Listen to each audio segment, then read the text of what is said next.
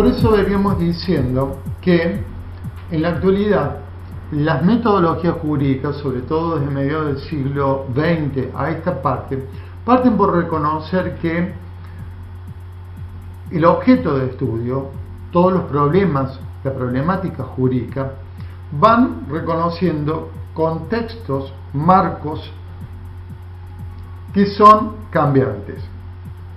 Puede haber distintos contextos normativos, por ejemplo el cambio de una legislación.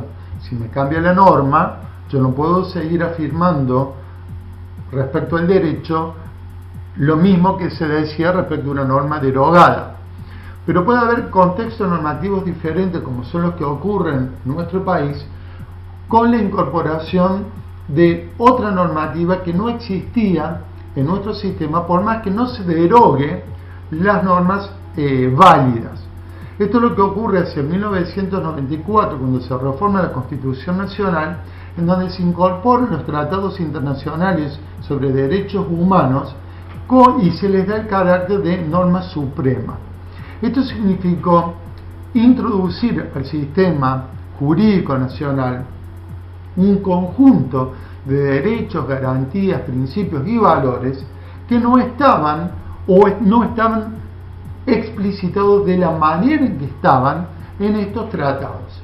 Entonces ustedes se encuentran así con que teníamos y siguen manteniendo su validez códigos o leyes preexistentes, pero al introducirse una nueva normativa y sobre todo de carácter supremo, tiene que cambiar el significado, el alcance, la aplicación de las normas inferiores con respecto a este nuevo marco normativo superior que se ha modificado. Los contextos pueden ser lingüísticos, es decir, cambian el significado de los vocablos. Históricos, piensen solamente en la introducción de Internet y cómo ha afectado a todas las conductas y procesos comerciales y por lo tanto jurídicos en la forma en cómo uno realiza un contrato, cumple con sus obligaciones, y de tipo contexto de tipo valorativos, es decir, cambios axiológicos determinan precisamente que una misma institución, cuando se cambia, cuando se modifica o se introduce un valor diverso al que tenía anteriormente, necesariamente va a estar siendo afectada aunque la norma fuera la misma.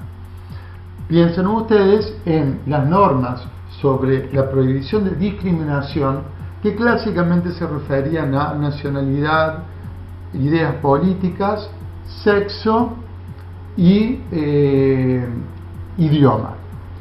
Resulta que las nuevas formas de discriminación que están prohibidas introducen, por ejemplo, la orientación sexual, la identidad sexual, la igualdad de oportunidades, en donde amplió el concepto de igualdad.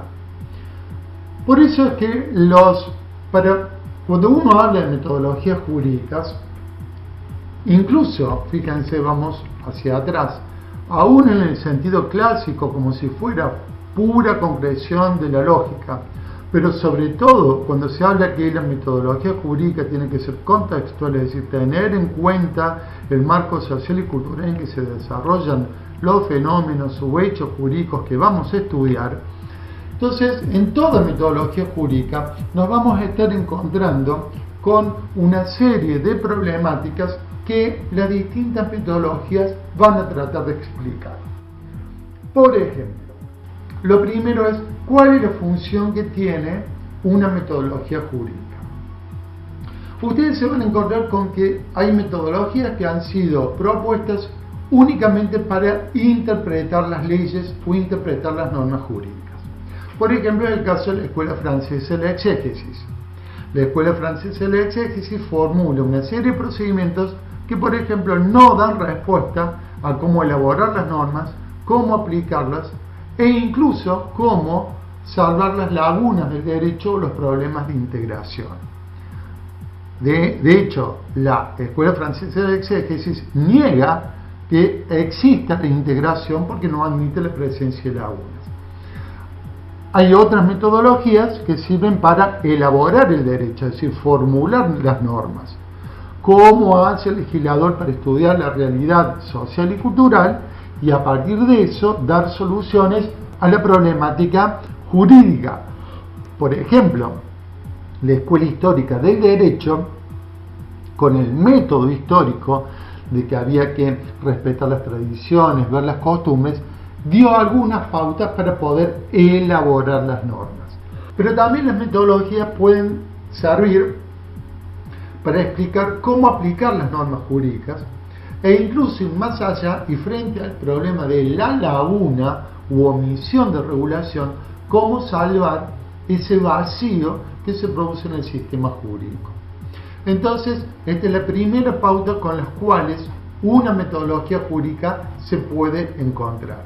Ustedes van a estudiar desde la primera hasta la última metodología, que hay metodologías que solamente dan respuesta a uno de estos problemas y hay otras que tratan de dar respuestas a los cuatro, otros solamente a interpretación, integración, aplicación, pero no responden cómo elaborar las normas, cómo hacer las proposiciones jurídicas. Entonces, esta es la primera cuestión que uno tiene que tener en cuenta al momento de evaluar una metodología jurídica.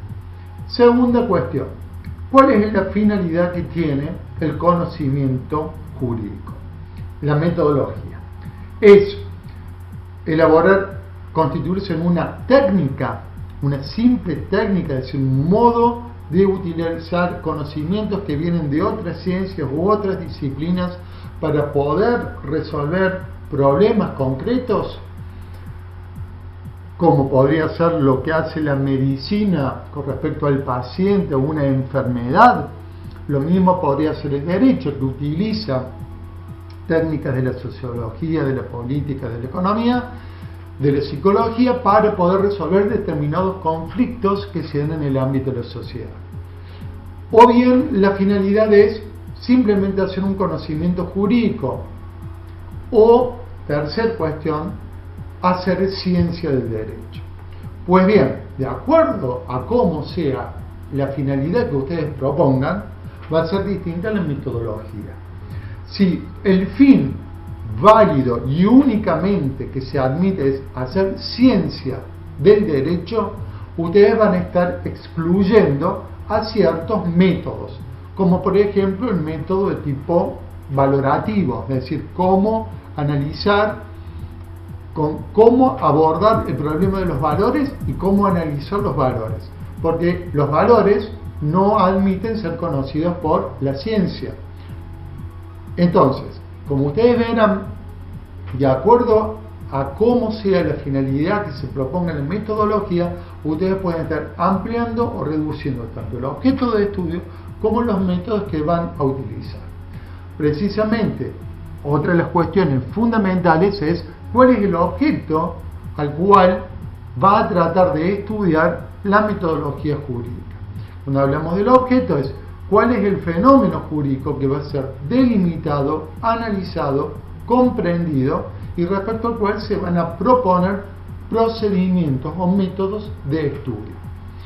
No es lo mismo afirmar que el objeto de estudio son solamente las normas, porque en ese caso el único método para poder estudiar las normas va a ser el de la lógica, y sobre todo de tipo deductivo, y no se ve como hizo Kelsen. Si ustedes dicen que el fenómeno jurídico es no normativo, sino es lingüístico, por ejemplo, como hace la filosofía analítica, van a utilizar dos métodos. Uno de tipo semiótico, es decir, tratar de ver cuál es el significado de las palabras utilizadas en las normas para depurarlas, los problemas de ambigüedad, vaguedad, etc. Y van a utilizar otro tipo de método como es el sistemático, es decir, la organización lógica de las normas. Pero si ustedes amplían el objeto, es decir, que el fenómeno jurídico no solamente es la norma, ni solamente es el lenguaje, sino que está incluido hechos sociales, pues bien, entonces el método la metodología va a tener que incluir procedimientos que me permitan conocer fenómenos sociales, hechos sociales. como por ejemplo un método de tipo empírico. Si ustedes dicen además que van a introducir dentro del objeto de conocimiento, dentro del fenómeno jurídico, a los valores, entonces necesariamente van a recurrir o van a necesitar un método que permita analizar los valores. Entonces ustedes van a ver que de acuerdo a cómo reduzcan o amplíen el objeto, está totalmente condicionado los métodos o procedimientos que la metodología va a utilizar. Acá tenemos otra serie de problemas, que son si los valores van a ser introducidos o no dentro del conocimiento del derecho. Ante eso tenemos tres respuestas.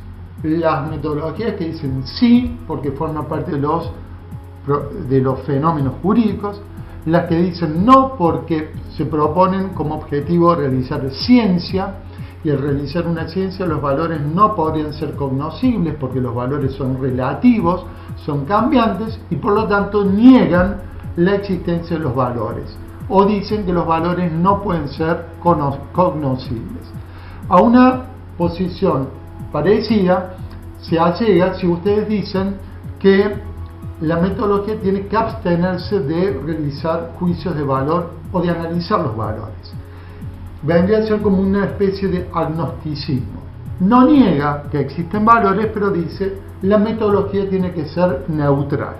Pues bien, de acuerdo a ustedes introduzcan o no los valores, pueden tener una metodología de tipo abstracta o que pretende ser neutral, o bien pueden tener una metodología que sea crítica, es decir, que realice una evaluación de cuáles son los valores en juego dentro del fenómeno jurídico que está estudiando.